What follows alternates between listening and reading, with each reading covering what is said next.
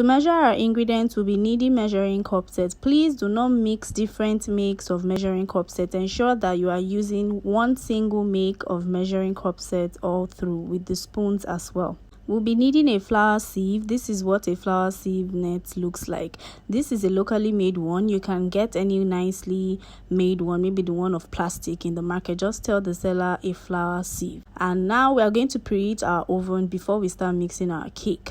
I use an open flame gas oven, so I'm just showing you the heat level I use to bake my cakes. It is supposed to be on low heat. Make sure your oven is on low heat, be it electric oven or open fire like this. Make sure it is on the lowest heat. Now we are going to mix our cake. I would like to let you know that the quality of your ingredients highly affects the outcome of your cake. It doesn't matter whether you follow the exact recipe. If you use poor quality ingredients, your cake will not come out well. We are going to sift our flour. We are going to be using 1 cup of all-purpose flour. This is how you measure your all-purpose flour. You don't just dip your 1 cup into the flour. You use another container to gradually pour it in, so you ensure that you fill all the spaces appropriately. Also, level your cup of flour before transferring it into your sieve. Now we are going to sieve that into the bowl that we'll be using to mix our cake batter. This is the reason why we sieve our flour. Look at those particles. Next, we are going to measure our sugar into our dry mix. We are going to be measuring 1 cup of sugar, white granulated sugar as seen. Now this is a reverse creaming method. We are going to be using a reverse creaming method, which means that we are going to be mixing in all our dry ingredients, and then we are going to add in our wet ingredients gradually. As we continue in the video, you will see how the reverse creaming method works. Next, we are going to add in 1 tablespoon of cocoa powder. 1 tablespoon of cocoa powder. You can use any brand of your choice. Just make sure you use good quality cocoa. We're going to sift this as well, because oftentimes cocoa powder is not smooth. You have to sift it. So as we add in our cocoa powder, we're going to go in with our baking powder. We're going to be adding ½ teaspoon of baking powder. After the baking powder, we are going to add in ½ teaspoon of baking soda. Again, you can use any brand of your choice. Just make sure you use good quality baking ingredients. Now we're going to sift. This is how you sift your cocoa powder. It's not something that gets sifted easily, so you have to use maybe a spoon or something to just like press it out of the sieve. Once that is done, we are going to use our egg whisk to whisk everything together. Mix all your dry ingredients together till well combined. Once that is well mixed, we are going to start adding in our wet ingredients. So the first thing we'll add in is ½ cup of oil. You can use canola oil, you can use olive oil, you can use vegetable oil. So add in ½ cup of oil, and then we are going to go in with 1 large egg. Okay, this is how we are expected to add in our egg. You do not want to break your egg directly into your mixture. Sometimes some eggs can be rotten eggs. So first break it into a container, confirm that it is fresh and good to go before transferring it into your batter. Now we are going to add 1 teaspoon of vanilla essence. I used clear vanilla, that is why it looked transparent. You can use the dark vanilla, the Foster Clark regular dark vanilla, or you can use any flavoring of your choice. There are some brands that make red velvet cake flavors as well. You can manipulate the flavor however you please. We are going to mix this till it's well incorporated. Don't worry about how sticky and mushy it looks. This is how it ought to be. Next, we are going to add in ½ cup of milk. This is full cream evaporated milk. Full cream evaporated milk. You can use any brand of your choice. Next, we are going to mix our coloring together with our milk. The coloring we are using here is called Excellence Coloring. It's a powdered food coloring. It works very, very well with red velvet. The color comes out really well. So we are going to be using a 1/4 teaspoon. That's 1/4 teaspoon. your measuring cup and spoon set comes with all of these measurements. Just look for the one that has 1/4 teaspoon written on it, and then add it into your milk. Yes, add it into your milk. But before we do that, we are going to transfer it into a bigger container so that it can mix in more easily without spilling on the table. If you notice, I didn't fill up the milk to the brim of the half cup because we are going to add in white vinegar. Now our white vinegar is going to be 1 tablespoon. So you are going to add in 1 tablespoon of white vinegar. That white vinegar is going to fill up that gap and equate it to a cup. Do you understand? So instead of filling up your cup and then adding white vinegar, which will ultimately increase the quantity of the milk, you want to leave just 1 tablespoon out of your milk measurements. So when you measure out half cup of milk, you can scoop out a tablespoon and then add in your coloring, and then add in 1 tablespoon of white vinegar.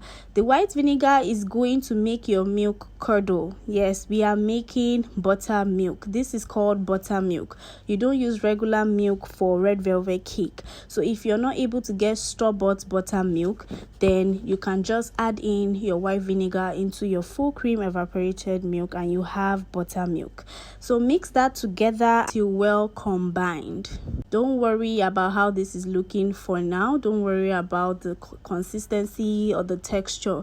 This is how it should look, okay? So then we are going to add in our coffee. So for us to dilute our coffee, we need half cup of hot boiling water that has boiled.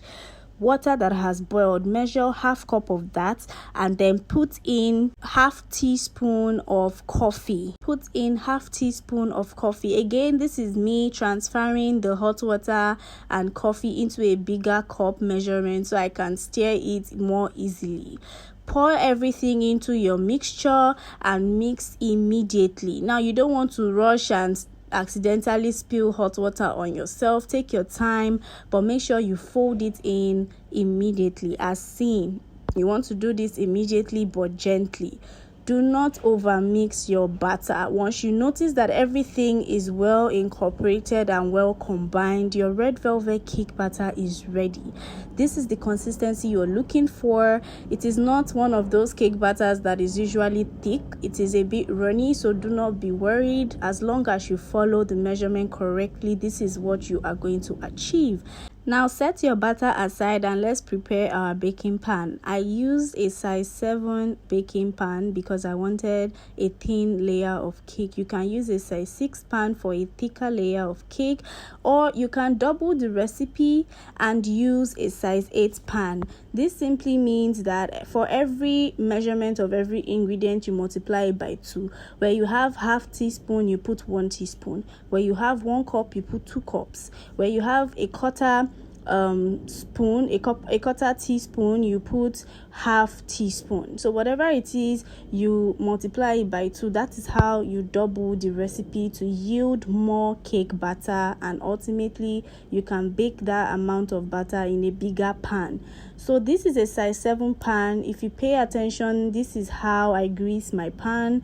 If you're already an experienced baker, then you can go ahead and do it however you'd like to do that. But if you're a beginner, this is how you grease your pan. You want to make sure you get those edges, and you want to make sure the sides and the corners are well greased. But at the same time, you want to be careful not to put too much butter in your pan. Okay, if you put too much butter, your cake is going to burn and your cake is going to be very, very oily.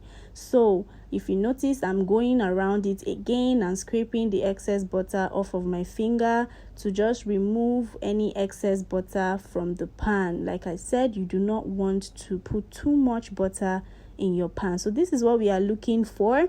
A fail-proof method that I like to do if I don't have parchment paper, or that is baking paper, I like to dust the pan with flour. This just helps me ensure that my cake will definitely come out of the pan. No matter what, the cake will not stick to the pan. Okay, if you have baking paper, then you can skip this. As soon as you finish greasing your pan, just place in your baking paper and you're good to go. But if you do not have that, then you can do this with the flour. So now we're going to transfer our luscious batter into our pan, and then we are going to bake this in our oven, which has been preheating before we started mixing our cake. We're going to bake this in our oven for about 20 to 25 minutes. This is because the cake layer is thin. As you can see, there's a bit of a gap in the container. If you are doubling this recipe, it means that your cake is going to bake for longer. You do not want to be opening and closing your oven anyhow every 5 minutes. This will cause your cake to sink in the center and your cake will not bake well. So what you want to do is put your cake in the oven, shut the oven door, allow it to bake for at least 20 minutes first.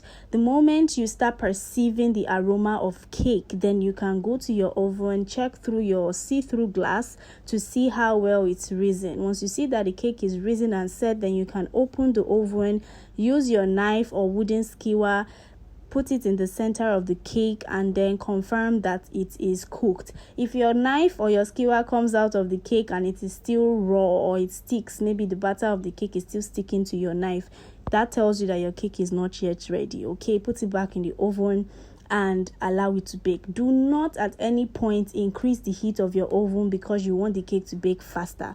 You have to be patient. Baking is a labor of love, okay? You do not want to rush the process. Once your cake is baked and ready, take it out of your oven and keep on your cooling rack to cool. If you do not have a cooling rack, that is fine. You can just put it on your work surface and allow it to cool in the pan. What I did here by covering it with foil and then flipping it over is a method of trying to retain moisture. You do not want to remove your cake from the pan and leave it out naked to cool. The cake will dry out, okay? You want to retain as much moisture as you can. So there you have it. That is how you make this amazing and luscious red velvet cake. And this is what your cake should look like when you are done baking. Thanks for coming to class. I'll see you in my next class. Bye for now.